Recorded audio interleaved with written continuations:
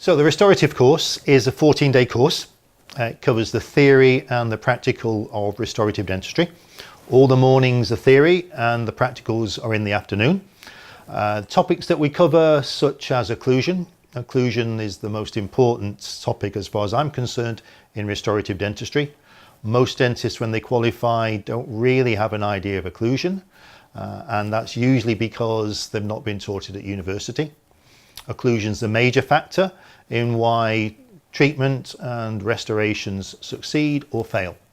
And so we spend a lot of time teaching the basics of occlusion, from the principles of occlusion to occlusal examination.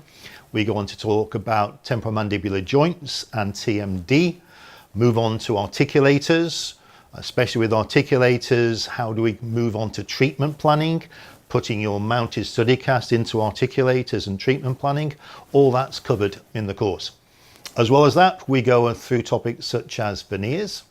We do tooth preparation, bridge design, composites, aesthetics, endo, perio, and there's probably a few more topics I've not covered. I think the restorative course is the most important course, and I think it's all young dentists who qualify should go on the restorative course. It teaches them the things that they need for clinical practice in order for them to improve and start to put advanced restorative techniques, the techniques they've not learned at university, to put those into practice. That way they can exceed their expectations and the patient's expectations and go on to do better dentistry.